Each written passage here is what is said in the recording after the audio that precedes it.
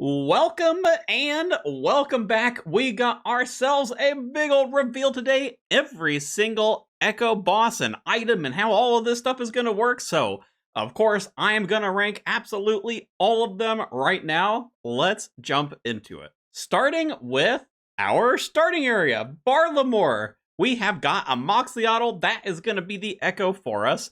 The way that this is going to work is you're going to have to defeat the normal boss some number of times until you get the Echo Orb. Once you've got the Echo Orb, that's going to allow you to access the Echo version of the boss. You don't have to get multiple orbs. The one orb is all you're going to need from each of the bosses. So with that part out of the way, let's talk a little bit about the drop rates. Now, I assume all of the drop rates for Echo Orbs are going to be the same as last year for the repeat bosses. However, Amox is new, so I'm taking a little bit of a guess here. I think the orb is going to be somewhere around 1 out of 30 from what we saw from previous bosses. Now, I could see it go up as much as 1 out of 50. Would be a little unfortunate, but at least Amox is a fairly easy, fairly straightforward boss to take on. Now, if you're not familiar with how this works, there is dry protection for both the Echo Orbs and for the Echo items, meaning you're not going to have to do more than double the KC that's here, if you get unlucky. Now, you can always get all of this stuff on KC number 1, but as for the Echo item, we are getting the Infernal Tech Paddles. Tech Paddle? Tech Paddle. Dude, I hate everything in Barlamore, man. Don't make me pronounce any of this, all right? I'm sure it's wrong. But whatever. We're going to talk about the weapon here in a second. That's going to have a rate of 1 out of 30. And something new that they're doing this year is all of the Echo bosses are going to have a chance of giving you an elite clue, a 1 out of 12. So they're trying to give you a little bit more incentive to come back and fight the Echo bosses later. Now, that does kind of mean there are some downstream effects for, like, the Slayer Relic loses a little power because one of the things it's doing is giving you more elite clues. And also the Clue Relic itself in Tier 4 is losing a little bit of relevancy because here we are again with elite clues.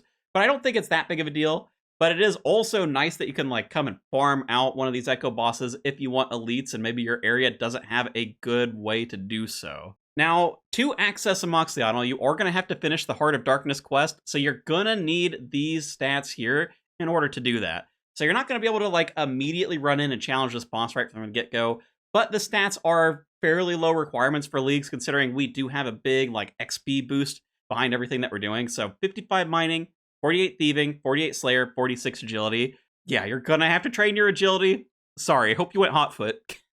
Now, as to getting there, depending on your teleport relic, it may look a little different for you. If you have the Evil Eye, you can just teleport straight up to any of the bosses. That's going to be true for all of the Echoes here, so it is really nice for Evil Eye. If you've got Map of Garbage, there is actually a fairly close agility shortcut here, so you can run down once you've unlocked the quest, you've unlocked the boss. And if you have the Bank Teleport, you're a little farther away, make that run. Now, this boss and some of the creatures outside, they do drop a necklace, which is going to teleport you right here. So eventually, you're going to have quick access to this boss, regardless of which relic you took. Here are what the stats are looking like. Now, because Barlamore is our starting area, you're probably going to struggle if you're planning on going early range or early magic, just because your accuracy probably isn't there yet. So I would recommend, regardless of what you're thinking about from a Demonic Packs build perspective, try and take this thing out with Crush. The Ice Nagwas, which are right outside the boss room, they require 48 Slayer, which you're already going to have from doing the quest. They drop the Glacial Tomatlis, which are a really good Crush weapon, 1 out of 500. The boss itself also drops it, 1 out of 100. But the benefit of farming these is it's going to be easy. You can train up your levels a little bit. You have a chance of getting that teleport necklace before you fight the boss. Both of these things are going to be impacted by the drop rate multiplier as well. So if you've gone up a couple of tiers, you've got a higher tier drop rate multiplier. You're not going to have to farm these quite as long. The Glacial Tomatlis do have an attack requirement of level 55, so keep that in mind. Now, if you're really, really struggling with Amox, you could, in theory, go and farm Blood Moon. The weapons that you get from Blood Moon are quite good. That's going to have a 70 attack requirement and 75 strength requirement. I don't think that's a great idea, though, and I think you'll see why here in a second. So here these bad boys are, the Infernal Tech whatevers. These are the stats on them, and I'm going to give a couple of comparisons here in a minute. So don't worry about, like, if you're not sure what this really means. Now, these are considered a heavy weapon, which is going to mean some things for the demonic packs, which, again, I'm going to talk about here in a minute. and it has a special attack 50%, and it kind of works like the other Varlamore double hitting weapons. It's like a combination of the Glacial Tomatlis, the Earthen whatever stabby boys, and the Sulfur Blades. Now, this also comes with a special attack, 50% special. It's going to do 4 hits, and this attack as a whole is going to have a 25% increased max hit and accuracy. Once you've hit, you're guaranteed to hit with the subsequent hits. So if the first one hits, all 4 are going to hit. It kind of works like the Claw special attack. It's just going to have weaker numbers compared to Claws because the stats aren't quite as good. Now, this also has 10% Demon Bane, and I think they just put this on here so that way everybody could use this in Doom. So if you're lacking Demon Bane, like maybe you don't have the Arceus spellbook, then this is going to help you. Now, in terms of the power and why I don't think you want to go farming Blood Moon before you take on Amox, because the stats, they fall in between Glacial Tomatlis and the Blood Moon Boppers. So really what I think they're trying to push us towards is you get some of these early double hitting weapons, you go take down Amox, you get the Echo weapon from him, and then you use that to go and farm the Moon's bosses. Because remember, it does have decent accuracy across all 3 styles, so you're not going to have to worry about switching weapons, probably. Assuming that they've got the different attack styles on there, then you should be doing pretty well. Now, what does this mean for the demonic packs? Well, because it's a heavy weapon, it interacts with the Blind Bag passive, which is this tree right here. Now, if you don't remember, Blind Bag is the thing where you have a chance to take swings with heavy weapons from your inventory while you're attacking with a heavy weapon. So what this might look like is while you're here early in Varlamore, you've got all these double hitting weapons, maybe you picked up the Blood Moon Boppers, maybe you have a second pair of these things that you keep in your inventory. All of that's going to work to help throw out a whole bunch of extra attacks while you're using these. So as like an early game style build, I think this is going to be really, really powerful with these. And keep in mind, you get the Blind Bag effect without even having to go all the way up the tree. There's going to be several free demonic pack points within Varlamore, somewhere around 5 or 6 that you'll probably have before you go and fight anything, really. And this right here is where you pick up that Blind Bag effect, so you only have to go 2 extra deep into the melee side of the tree in order to get this effect. So I do think it's going to be really, really good early when you're in Varlamore, because there are a lot of those double hitting heavy weapons, and you are going to proc the double hits, as they swing out of your inventory, which is going to be crazy. I mean, you're going to have a bunch of these in there. You're probably going to be doing like 15 hit splats all at once, which could be really fun. Now, sadly, because of the stats, because of where it fits, like I don't want to put it in D tier because I do think it's going to be helpful for you while you're in Varlamore, but it's definitely not something that you're using late into the game. Like this is just while you're in Varlamore, and then you'll slowly work your way up to, I mean, shoot, even before you leave Varlamore, you're going to get the Blood Moon armor, and that's going to be better than these, so. All right, C tier, that's where I'm leaving it. Maybe it should be D tier. We'll see. As we get to the other weapons, maybe I'll change my mind. Moving on to Karen, we have got ourselves Echo Hespori. Now, Echo Hespori is kind of nice because the Echo Orb is always dropped when you kill him, so you only have to get to the boss once. And once you're there, you have a 1 in 15 chance to get the Nature's Recurve, which is this bow right here. Now, there is also a little bit of a caveat with the clues. Because of how Hespori works in its looting mechanic, you need to make sure you have an open inventory slot if you want the chance of rolling a clue, so just keep that in mind as you're fighting this boss. Now, just like Amox, Hespori does have some requirements, and they are kind of annoying to get to. You're going to need Hespori seeds, which you can get from farming. Now, the chances of getting Hespori seeds varies depending on the crop that you're planting. And if I was going to give you like a blanket recommendation, you're either looking at tree farming or you're looking at going to Tithe or doing farming contracts so that you can get seed packs. Now, there are different tiers of seed packs, and the higher tier ones have a better chance of giving Hespori seeds. I don't think that matters too much for us, but you probably will need a decent amount of seed packs from either of those 2 resources, from either of those 2 sources, if you want to get yourself a Hespori seed. Now, in order to plant Hespori, you're going to need 65 farming. So again, if you open up Karen first, you can't just like run and go get this bow, which is kind of annoying.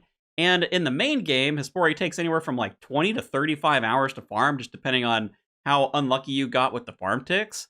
Because farm ticks are going to be sped up, you're probably looking at about 6 hours. Could be a little faster, could be a little slower, but that does put a timer on fighting this boss. So even if Karen is like your very first area and you've got the farming level, you're still going to have to plant Hespori and wait quite a bit of time before you get in there and start taking on the Echo version. Now, in order to access him, it's pretty straightforward. You know, there is a bank in the farming guild. You are going to need farming levels to access this, but since you're probably not coming out here till you're 65, which is the level you needed to access this area where Hespori is, I'm not necessarily worried about that.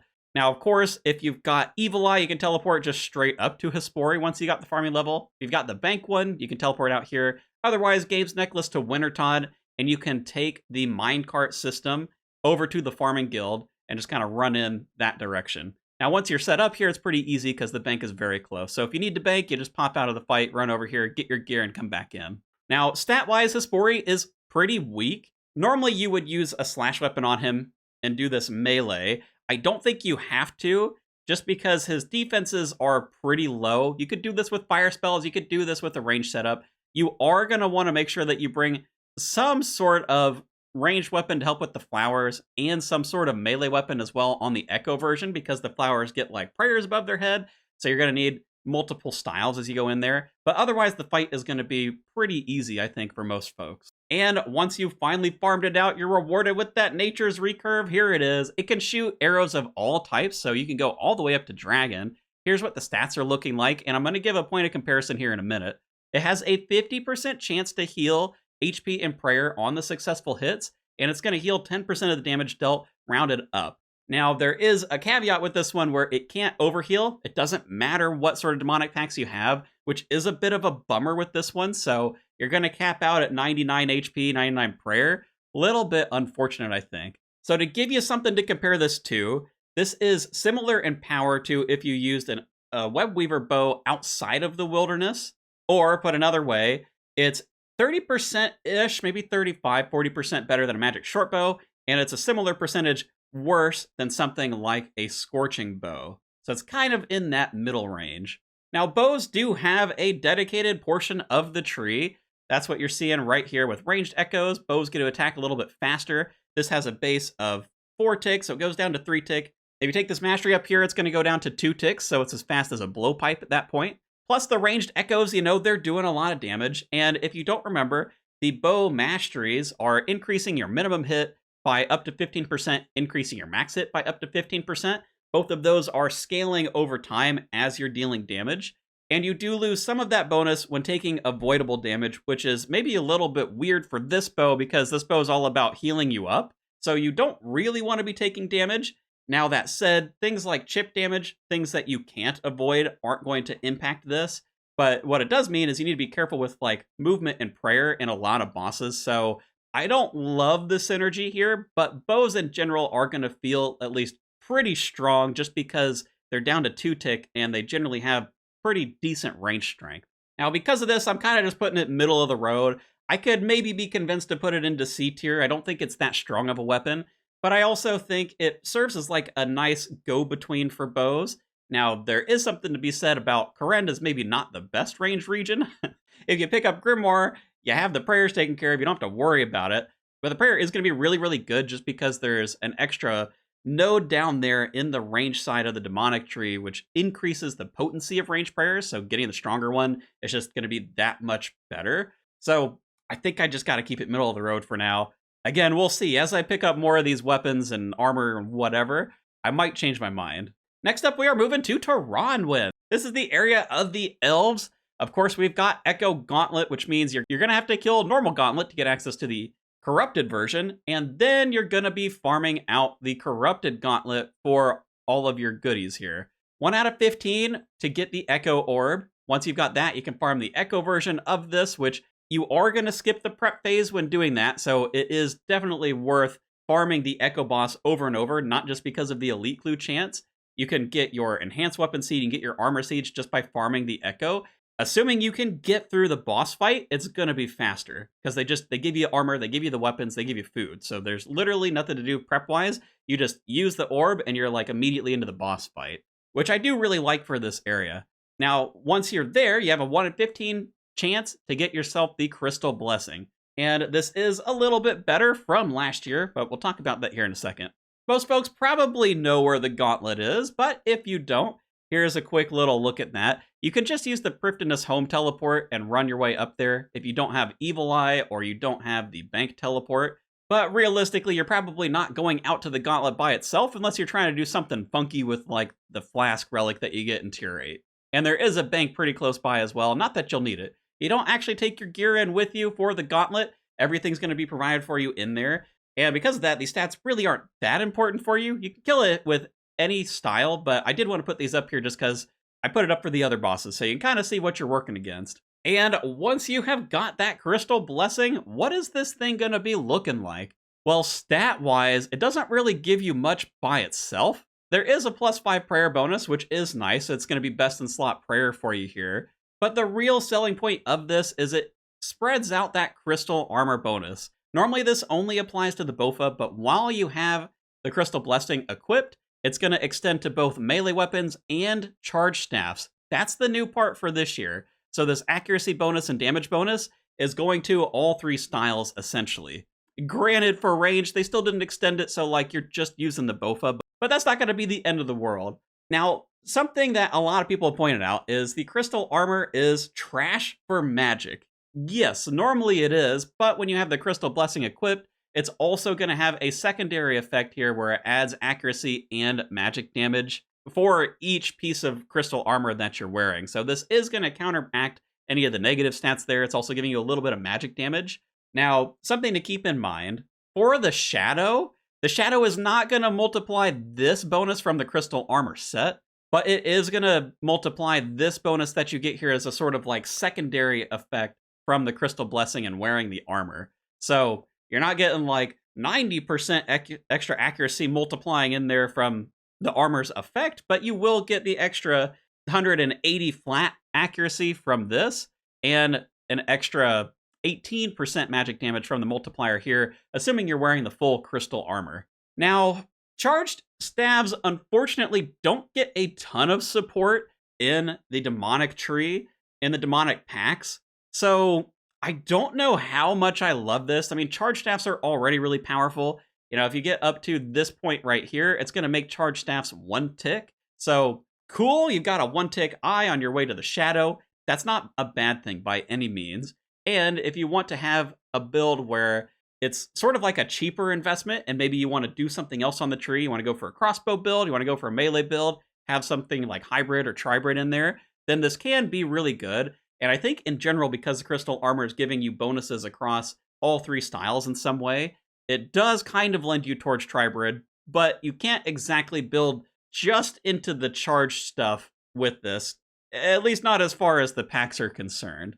Now, on the melee side, you have a lot more flexibility because it just is blanket any melee weapon. So halberds, heavy weapons, the special attack builds, all of those are going to work really, really well with this armor. And just to give you some examples of this, with the special attack builds, we're talking about light weapons. So things like claws, things like having a whip as your main hand, stuff like that. There may be an echo weapon coming up that helps us with this too. The halberd, you know, you're going to have, you might have the crystal halberd coming here. You would need Kandrin if you want that. If not, you've got the dragon halberd. And honestly, if you're going for a halberd build, you're probably picking Mauritania, and you're going to have the Noxious halberd, because that's really what you're going to want to use here. It's going to give you 7 range on that, which is going to be crazy for melee. And then, of course, the heavy build, which is related to blind bag, which we talked about before. So filling up your inventory with a bunch of different scythes and just like watching them fly while you're in your crystal armor could be pretty cool. Now, I also wanted to point out this has some synergy with the Slayer Relic, because the Slayer Relic, once you take it, it counts as you wearing an imbued Slayer helmet all the time, but you're also going to be able to wear the crystal helmet alongside this, so you're kind of double dipping in that extra damage, extra accuracy, at least while you're on task. And most bosses can be a task outside of basically just raids. There might be a handful of other ones out there too that aren't boss tasks, but most of the bosses in the game can be boss tasks, so that's actually really, really good for these 2 things together. You're probably going to be putting out some crazy numbers. So for me, that actually fixes a big problem that I had with Taronwyn last year for this, because while you're probably not going out of your way to take Taronwyn for magic, the fact that it now includes magic means you can basically just wear the crystal armor regardless of what style you're going, and I really, really like that. Even especially like a tribrid build, you have so many options. There's so many points in the demonic packs as well. You can really easily get to one side of the tree without spending a ton of points. It's like 9 or 10 to get to each of the capstones there. So I actually think this is quite good. Now, do I think it's S tier? No, because it relies on other stuff, which I don't super like, but I do really, really like the flexibility of the build. This can just kind of support you in anything that you're doing. So for folks who like Tehran, stocks are on the rise. It's looking pretty good, actually. Now we have got Kandrin. This has been the trash can of all of my videos for the last month, but you may have noticed it's been on the rise, and well, they gave Kandrin 2 Echo items. It's the only region that got 2, which is kind of wild. And yes, you are still going to have to deal with Echo Thermonuclear Smoke Devil, which is a pain in the butt. We'll talk about it. But man, you get a weapon, you get an offhand. Oh, I can't wait to talk about these. Okay, let me just give you the stats here. So 1 out of 50 for the Echo Orb. I believe that was the highest out of them last year, which is kind of unfortunate. Means you might have to kill up to 100 of these things. But that normally fits within a task, so you're probably all right. Once you get to the Echo version, you have a 1 out of 25 chance of getting the Shadow Quadrant and a 1 out of 25 chance of getting the Devil's Element. And you can get these at the same time from what I remember. Last year we had a similar double up at the Dagannoth Kings, and it's not like you had to farm out extra kills to get these. Both of these drop chances are together every time you kill it, so it's like a double roll almost. Now, in terms of the requirements, the reason that this one is such a pain in the butt, you do need a task to take on the non-Echo version. Once you get the Echo Orb, you can challenge the Echo version without a task, so that part's not a problem. But the real problem is Slayer Masters won't give you a task unless you have the Slayer requirement, so you're going to have to get to 93. I'm sorry, Abundance Enjoyers, I don't think you can use the boost for this. Like, you're kind of just locked into it. Like, you have to get the Slayer level. And you are also going to want to wear some sort of face protection, so whether that's a face mask, or maybe you have access to a Slayer Helm imbued, or the Slayer Relic itself. That also counts as wearing the Slayer Helm, so that would allow you to go in there and fight this without needing to worry about the helmet slot. Getting there is pretty straightforward. You know, you've either got the boss teleport and you're winning, or you've got one of the other ones and you just teleport into Castle Wars and run down over here. And in terms of the stats, you have 2 ways to take down this boss. One is with melee, and the other is with magic. And you might see this number here and be like, oh my god, 800 magic defense? Yeah, but its magic level's trash, so the way that math works out, it basically has no magic defense. So both of those are valid. Ranged would kind of suck. It's got a really high ranged defense, so I can't imagine that you're actually going to land anything, even if you were like 40 points deep into the range mastery part of the tree. So hopefully you didn't go range and you're in Kandrin, or at least if you did, hopefully you picked up like the charge staff points in the mastery tree, so you can use maybe like a Trident of the Swamp or Trident of the Seas in here to like take this boss down. The other thing I wanted to point out with this, while last year for the Echo version, you mainly fought it with magic, there was a second part of this, a sort of like transitionary phase thing where you could take a ranged hit on it. So you may need to end up bringing both styles to take down the Echo, but magic is still going to be like the primary thing that you're using for this. So, okay, let's talk about the items for Kandrin. I think it's out of the bin, guys. I think it's like the king this year. We got ourselves that Shadow Quadrant, fancy looking trident, 4 prongs on it. Here's the stats for it, which, can I just say, this is basically like a best in slot magic staff. There's not much that you can do better than this one. So if you have Kandrin, this is going to be really, really good. It has a sort of like twin flame staff effect where it's going to double cast whatever you send out if it's an elemental spell. And that does include the Wrath spells, the Surge spells. All of them are good. You could do your little double clap where you do this thing and you send a big old wave out there, and a second one's going to fly out. So it's going to be a lot of damage. Now, the base speed for elemental spells is 5 ticks, so it's a little slower than a charge staff, but there is a combat mastery that's going to make that lower. It's going to go down to, I think, 3 ticks, if I remember right. So it's going to still feel pretty quick. Now, the other special effect of this is it's basically going to paint elemental weakness for whatever you're casting onto whatever you're fighting. If that means you're fighting like a cow in Lumbridge and you're casting an air spell, that cow is now weak to air spells. If you're fighting the Leviathan in the desert and you're casting water spells, Leviathan is now weak to water spells. So whatever the existing elemental weakness is, it's going to be converted into whatever it is that you're casting And if it doesn't have an elemental weakness, congratulations, it now does. Now, of course, with just the staff, that starts out at a 0%, but it can matter for some of the combat masteries, the demonic packs.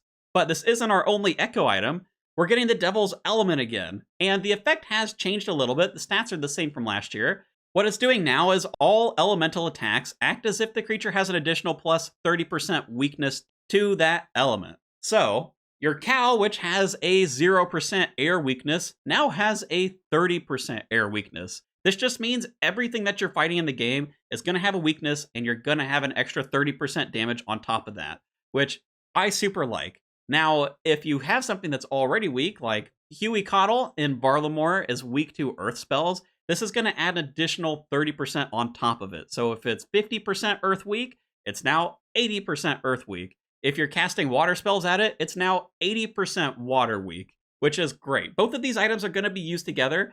I don't really see a world where you're not. And both of them are also going to supply you with infinite elemental runes, so you don't have to worry about carrying those around in like a rune pouch, which is just a nice convenience for you. Now, the thing with these being together, yes, it's really, really powerful for those elemental spells, but remember, in the combat mastery tree, we can also get ancient spells in there, so this just became like a super cracked ancient casting build as well, which is super, super cool.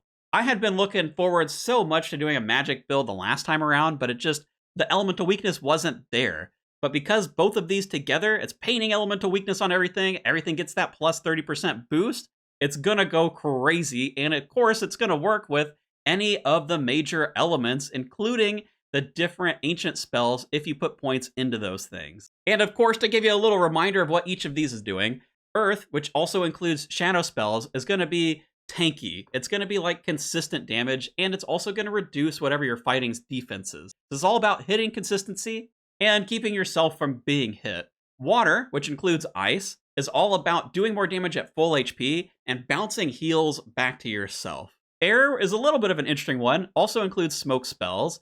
This is more prayers being active means more damage, and also there's a percentage chance that you're going to max hit based on what your prayer bonus is, and based on if the enemy that you're fighting has an air weakness, which, of course, if you're using both of these, it's always going to have an air weakness. That's going to be really, really fun.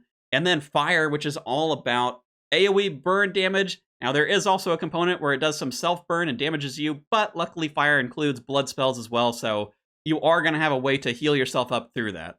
Now, you might be able to tell from my excitement talking about the Kandarin Echo. Oh, I can't believe I'm saying that. Come on, dude. This was the bin region. Why is everybody going to take Kandarin now? Gosh dang it, this item is so good, though. It's the combination of them. Now, if I rank them individually, yeah, it's not going to work that well, but I mean, come on, you're going to use them together, right? That's the whole point of them. So they're both getting together. I'm doing Kandarin that favor, and it's definitely S tier for me. I think that's going to be super, super fun for Magic, and just because of how the demonic packs are set up, there's so much fun stuff to do with elemental spells, so it really takes advantage of that. Whew, okay, coming down off of my high there. Welcome to Fremy. This is the new bin region. It is bottom of the barrel. You know, it was losing points all throughout the reveals, but I think Kandarin just making its way up to the top there, it sealed it. Fremnick's in the bin, it's toast.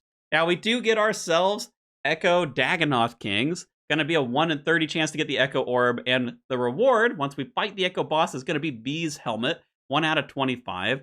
It is going to be best in slot helmet, kind of makes it a stat stick, but I'll talk about it here in a second. Now, there aren't actually any requirements per se to come and challenge the Dagannoth Kings, just as long as you have the Fremnick area, but you are probably going to want to be able to at least put up a fight against all three of them, so you can't just like camp out Rex and then get your Echo Orb and then go into the fight, because the Echo fight is going to wreck you if you try to do that. So just keep that in mind. You're going to need to be a little bit built out before you take this on. I think just about everybody is familiar with the Dagannoth Kings, but just in case, if you have the boss teleport, again, you're winning. Congratulations, you picked the right telly. If you have the map of garbage, there is an agility shortcut right here that you're still going to need the like 82 requirement or whatever it is to climb up. Or if you've got the bank teleport, well, just use the water birth teleport. It comes on the lunar spellbook. You can add it to your house, make it a little bit easier. And then, again, you're probably wanting to use that agility shortcut to get yourself down there. Now, what is it that we're working towards? The Bee's Helm. Look at the attack bonuses. Actually, Not that impressive. Maybe this is because last year we had the Echo jewelry, which was 2 of them, and they basically had all of the best in slot jewelry things plus a few combined into all of these different stats. So the helmet is by far weaker. It is still going to be a best in slot helmet, don't get me wrong, but it's not that crazy, Let's see if the twist that they promised is going to be helpful. It counts as a Slayer Helm Eye, so, that is something. You could get that in the Relics, but maybe you don't want to get it in the Relics, and you want to come to Fremnik. I don't know why, but you're here. You've got it. Congratulations. Now, it's also going to have a 5% chance to reduce incoming damage to 0, and once that procs, you're going to be able to do a free special attack. That has a 60-second timer, so if you don't use it within 60 seconds, then you've lost your chance at the free special, but every time this procs, that timer's going to reset. Now, you can't store up these free special attacks, so if it procs like 3 times in 3 seconds, you're not going to get 3 free specials, you're only going to get 1. But that does basically make this like kind of a fun tank helm, which means it doesn't have that great of synergies with the demonic packs. There is a pact over here that when you take 0 damage while using either a 2-handed shield, which is just the Dins, or you've got an offhand equipped, you'll heal a little bit, so it is going to play with that one. You could maybe make an argument for like a Thorns build. It's giving you a little bit more tank there, which is, if you're not familiar, the Thorns build is something like this, where you're trying to reflect back a bunch of damage. Zeroing out the damage isn't going to be a negative thing. It's going to heal you a little bit more, so it's going to help it make your build a little more AFK, but if you really want to take Fremy for that, you could maybe argue like a special attack build, but you're already getting so much special attack back anyway. I don't know that the free one's going to be crazy. It's only a 5% chance. Maybe if you've stacked up enough mobs so that you've got like 30 different things hitting you, there are probably some areas where you're going to be able to get a lot of use out of that. But if you're just like smacking away at Yama or whatever, right? It's one boss. It's not going to be doing a lot to you unless it has some sort of special where it does a multi-hit kind of thing. And I also don't love that it has some negative synergy with the Slayer Relic. If you're here in Fremnik, you're kind of losing the benefit of the Slayer Relic because it gives you that Slayer Helm Eye, and like you've already got it on the helmet. If you're here, you're going to wear the helmet. You know what I mean? So I don't love devaluing this a little bit, but maybe you aren't planning to take the Slayer Relic. Maybe because you're in the Fremnik region, you want Grimoire so that you can actually have good spells and not just lunar spells. You're probably going to need the prayers because you went Fremy instead of some other region. Oh, dude, I don't know about Fremy, man. It's looking bad. Now, this may be a bit of a hot take. I'm putting it in D tier, all right? The helmet itself, it's not like it's bad, but I don't love stat sticks. I said this when I was talking about the Fremy Echo when they were teasing it. Yeah, there's like the really niche, really specific builds where like you get a bajillion things on you and then you get a bunch of free specials. I hear you. Like there is some fun potential there. Am I going to Fremy to get that? Heck no, you're not baiting me there. That region's at the bottom now for sure. So I think the helmet's going right there with it. D for Indie Bin, man. Oh, brutal. Tell me I'm wrong. I can hear you typing in the comments. I know there's going to be some people that love the helmet, but man, I'm telling you right now, I don't think it's worth it. Moving on to Asgarnia, we have got Echo Cerberus making his return. It's going to be a 1 out of 50 chance for the Echo Orb, also really well up there like the Kandarin one. You've got a 1 out of 25 chance to get the Echo item from this boss, which we're going to talk about here in a minute, and of course the Elite Clues as well. Now, Cerberus does have a Slayer requirement of 91, and just like Kandarin, you're going to need a task, but you can do this one with a Heckhound task, so you can actually get to it a little earlier. Abundance Enjoyers, I think that's a win for you. You can get to it with 81 Slayer, because you got the plus 10 boost. Everybody else, I guess you could maybe Wild Pie if you get the Heckhound task at 86. That doesn't sound super fun to me, though, so you're probably just going all the way to 91. Getting there is a little bit wonky, just like this line here. If you have Evil Eye, if I could say it again, you win. You're there. You're already done. If you have the bank teleport, the closest you're getting is Falador, so enjoy that run over to Tamerley Dungeon. And then once you're down here, I hope you have agility, because you're jumping that shortcut. If you had the map of garbage, congratulations, you teleported down here, you're ahead of the bank people, but you still need the agility level to jump this thing, so hopefully you got that. Then you're running up here, and this is where Cerberus is hanging out. Stats-wise, he's pretty weak all around. I think you can take him down with any style, especially because 91 Slayer is really high up there, so like, you're probably already doing pretty good gear-wise and in terms of stats, so I think any style will be able to take him down to get his reward. So what is his reward? It is the Fang of the Hound. It is a fancy-looking dagger. It's a light weapon, and it's one-handed, so you're going to be able to use offhands with it to give yourself some more bonuses there. I've got the stats up here, which I will talk about. I'll give you a point of comparison for this. Now, this also has a passive where it has a 5% chance to cast Flames of Cerberus, which is a fire spell, has a base damage of 10. Now, that can be impacted by magic damage percentage, which also will mean it has some extra benefits from, like, the demonic pack tree, but we'll talk about that in a minute here as well. It also has a special attack, uses 50% spec energy, and it's going to give you an instant hit, and it's also going to cast Flames of Cerberus, so it's giving you a guarantee of that spell. Now, strength bonus-wise, and with the special, it's very, very similar to a Granite Maul that casts Fire Blast, which may not sound that impressive, but the dagger itself is 3-tick, so it's faster than a whip, which means it is going to be considerably better, even though the strength bonus is kind of low by comparison. Now, because it's a light weapon, and because it has a fire spell associated to it, you're probably going to benefit from going down both the magic tree and the light special attack tree. So if you are already wanting to have multiple styles, then this is looking pretty good. Now, this is going to go down to, I think, 1 tick in here because one of these masteries, I believe it's this one up here, does reduce the attack speed. This one here gives it double hits. So the double hit chance, each are going to have that 5% proc chance for the Flames passive. And of course, you're getting the special attack back, which is an instant hit. So you're like really spamming out all of the hits with this thing, which is going to be really crazy. And because it counts as a fire spell, you can come over here and you can pick up the extra burn damage if you wanted to. You do have to be a little careful because on your way there, you're going to pick up the passive that burns yourself. So you might be doing a little bit of self-damage there. But there is some healing in this tree that I think can counterbalance that. So I think it sounds like a lot of fun. And because it wants both strength bonus and magic percent, I kind of think it works really, really well with crystal armor. And it is going to get a benefit from the Devil's Element, adding that extra 30% fire weakness onto stuff. Now, it's not going to paint fire weakness, so keep that in mind. It's not like the Shadow Quadrant from Kandarin, but if you're finding something that has a fire weakness, then this is going to be helpful. Now, hold on a minute. There's something wrong with this setup. Oh my god. It's KAT! Kandarin Asgarnia Taranwin. Why? There's a cat here. Dude, this build, I swear, okay, this build is going to be trash, all right? I hate these areas together, but my goodness, I can't believe they did it. They made it real. Like, this would actually be a good build for you. You wouldn't have a raid. Gosh dang it, Husky. If you're watching this, I know this was you. You've heard me hating on Kandarin and Taranwin and this build, and you've, like, done this. Oh my god. All right, let's rate the thing. Where are we putting it? I think this is going to be a lot of fun. Now, do I think that this is going to be doing such tremendous damage that it becomes like your final build? Maybe if you're a light weapon build. If you're not, or maybe you don't care about the special, like, it's going to be pretty active.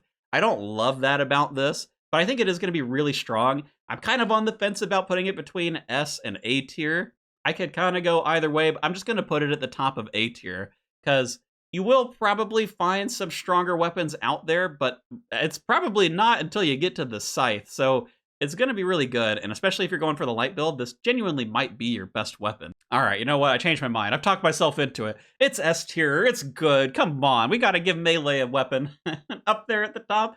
I think it's there. I think it's fun, even if you don't do the cat build. I mean, I think that's a bit of a meme, but I don't know. That sounds like a lot of fun to me. I think the fact that it double dips into both of those, it might be really, really difficult to build, but man, if it's not going to be fun, you got me. You got me, Asgarnia. You got me, Husky. I see you there.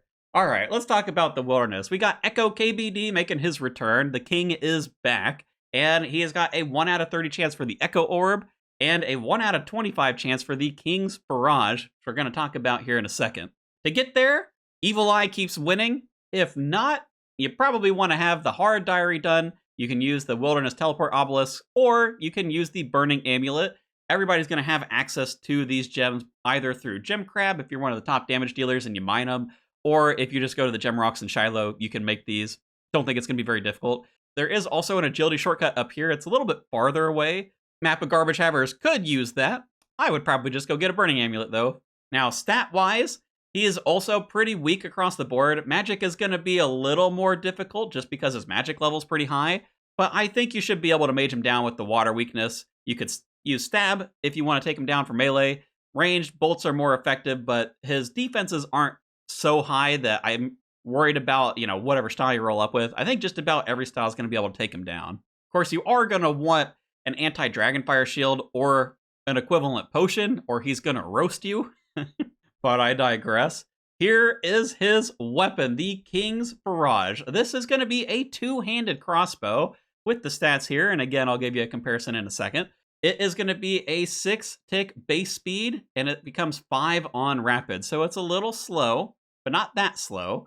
And it's going to shoot 2 bolts at once. The first bolt is considered a crossbow attack. This is where you're going to get things like your bolt special, so your ruby bolt special, your diamond bolt special, maybe your onyx bolt special if you're using that. All of those are going to proc from the first attack. The second one is going to be an ice attack. Now, it is giving you ranged experience, so it's still essentially like a ranged attack, but it can interact with the water masteries in the demonic pack tree. So again, something that we'll talk about here in a second. Also keep in mind that its max hit is split between both of those hits, so it works similarly to like the Barlamore double hitting weapons, like the Tomatlis, like the Blood Moon Boppers, like the Echo weapon's going to do. So it's not like you're getting 2 full damage hits. It's whatever the max hit is going to be from the stats divided by 2 across both of them. Now, stat-wise, it's pretty similar to a heavy ballista. That's kind of the range that you're talking in terms of what type of damage it's doing. But the King's Ballista is going to be 1 tick faster. So it's actually going to do 20%-ish more damage than the ballista itself. And because of its sort of like dual style there, you're going to want to go down towards the crossbow mastery section of the tree, and you're also probably going to want to pick up the water one, which includes ice spells. What that's going to allow you to do is get all of those big hits from crossbows. Yes, it's going to be slow, but you're going to be hitting crazy high numbers. It's also going to trigger ranged echoes, which are going to be based off of whatever your damage is. So if that max hit is 120, you might see some 60s echoed out in there, which would be pretty big. And the water tree on the magic side is going to mean that you do more damage at full HP, and it's also going to bounce the shots back from the ice side of the crossbow, and it's going to give you that healing. So both of these work really well together. This also gives it a strong case for having a multi-style build, which I like, because there may be some areas where you don't want to use this thing, and maybe you want to go magic instead. So you're having that flexibility with this weapon. So, of course, it is time to put it on the board. I think this thing is easily S tier. I don't have to waffle back and forth like I do with the dagger on this one, so it's definitely going to be above the Asgarnia Echo. I think it's just going to be really fun. I really like the idea of these slow, big hits. I think a lot of people do. I don't know so much about the split damage thing. It might be cool, it might not be, but shoot, I mean, just having a weapon that does these really, really big hits, I super like that. I think it's going to be really fun, even though it doesn't even have like a special attack, right? I mean, there's no special associated to it besides, I guess, the ice bolt damage. But man, I don't know. Maybe I'm drawn in too much by the stats. You'll have to tell me if I'm crazy on this one. 2 more echoes to go. We have got the Calphite Queen in the desert. That is going to be a 1 out of 30 chance for the Echo Orb. And the Drygor Blowpipe is making a return at a 1 out of 20 chance. Getting there, boy, I hope you have the boss teleport. I hope you have Evil Eye, because this one's going to be a bit of a run for you otherwise. If you are the unfortunate soul who has the bank teleport, you're going to just get to it by Fairy Ring. BIQ gets you out here from the lair. Don't forget your 2 ropes. You're just going to run around here and go into the lair. That's going to eat one of your ropes.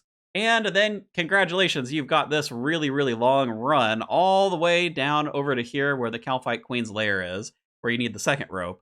Now, there is an agility shortcut, so map of garbage havers. You can teleport in here, but unless you have the diary done and the agility requirement, you are also going to be enjoying this really long run. So man, Evil Eye just keeps winning, doesn't it? In terms of the stats, Calphite Queen also kind of like KBD, these old bosses, they don't have like crazy high defenses. There is a fire weakness in here, which is kind of nice. So I think you'll be able to take Calphite Queen down with any style, but you're probably here as a ranger for the most part.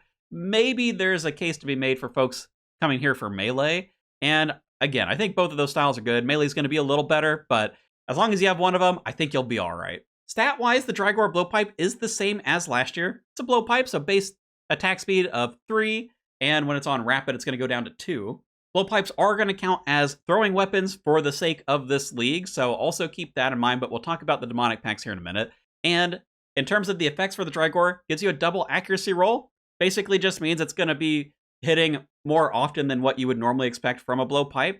I won't go as far to say never miss, but it's going to be pretty close to it, unless you're fighting something that has like a crazy amount of range defense.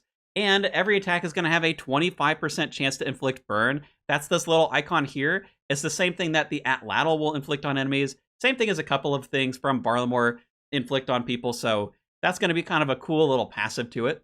Now, speaking of the synergies, because it's a throwing weapon, you do want to come down here for the throwing side of the range tree if you want. You don't necessarily have to take the path I've done here. It's just this node doesn't provide a lot of benefit, so it's a little bit wasted, but it would save you a couple of points. Now, for throwing weapon masteries, it's basically just lots of hits. This one is giving you additional accuracy when you're using thrown weapons.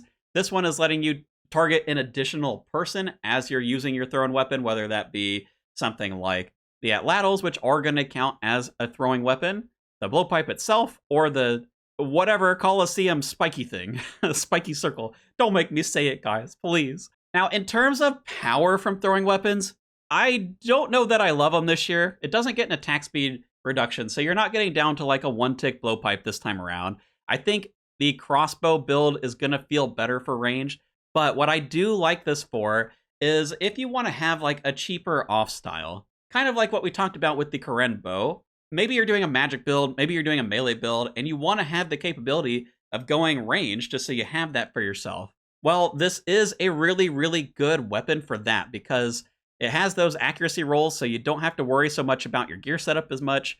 There is some fun stuff to do in here with like strength bonus as well, so if you wanted to kind of like combine this with melee, it's actually going to work really, really well. And it's giving you an additional option without having to go towards like the halberd range thing. So I do like that. I think it's got some pretty solid use cases, even if it doesn't end up being like your ultra giga max endgame weapon, though it still will perform quite well.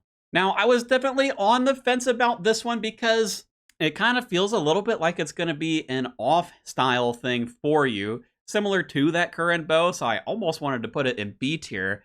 However, I think the fact that the throwing tree in the demonic packs allows you to utilize strength bonus for this, it makes it a little bit easier to use. And I do think that gives it some bonus points, so I've gone ahead and put it in A tier.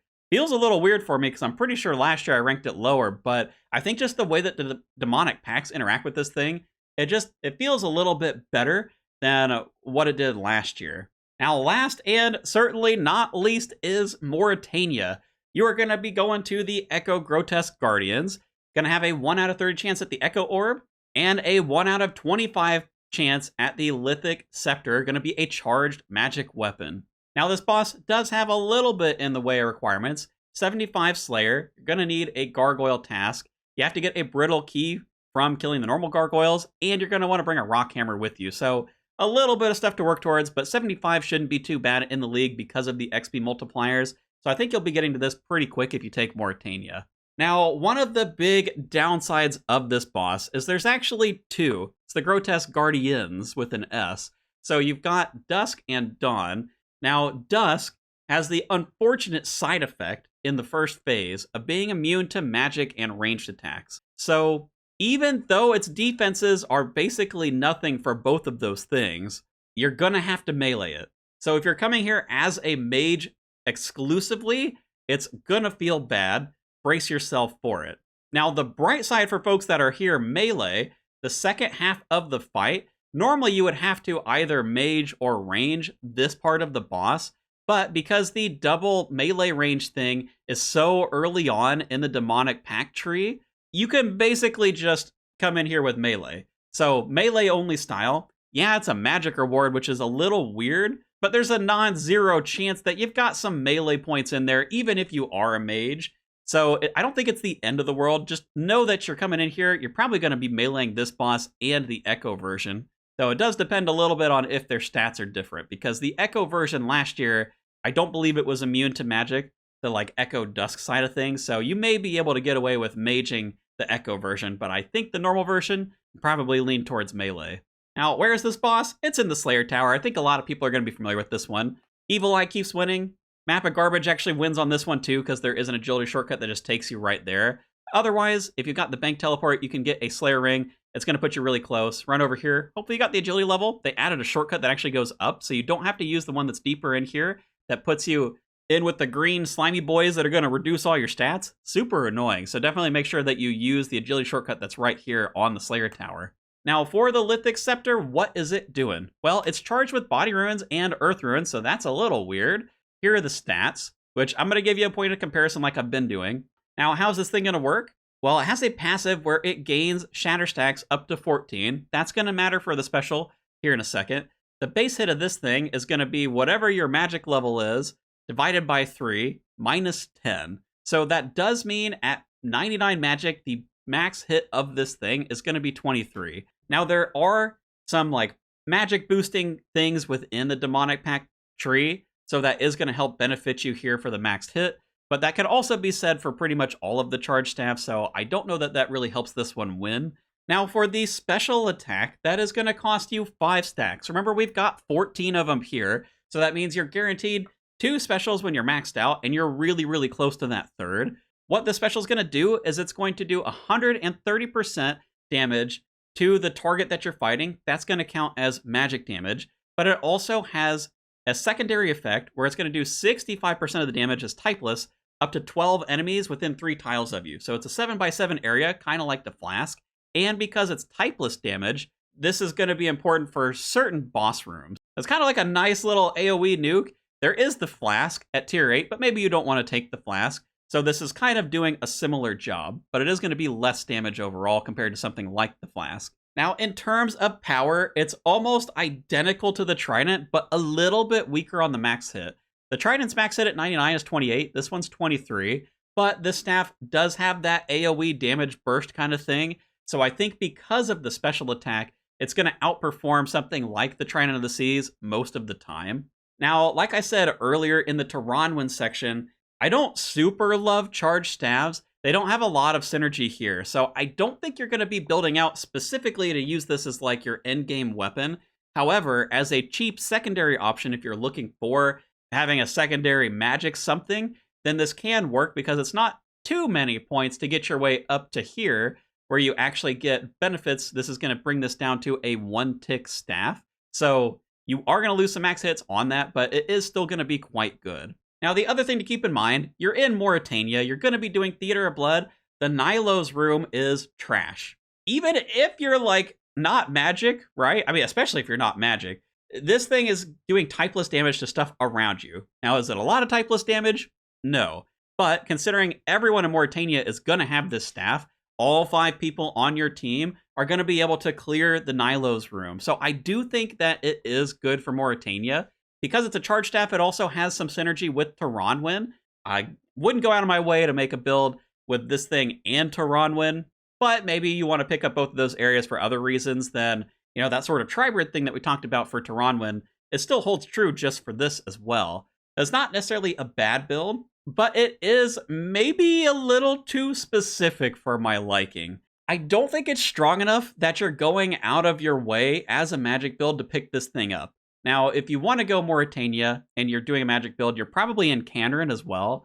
Yes, you do have access to something like the Trident of the Seas, but Krakens have a pretty high Slayer requirement. I think it's 87. So you are going to have access to this sooner than the Trident of the Seas, so it's not like a bad go-between, but it just doesn't feel that powerful of a weapon. It feels very like mid-game.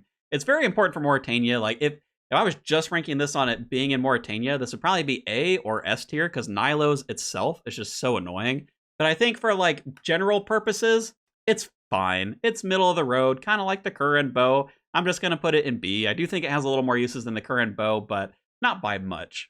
So how do you think I did on the ratings? How does this look to you?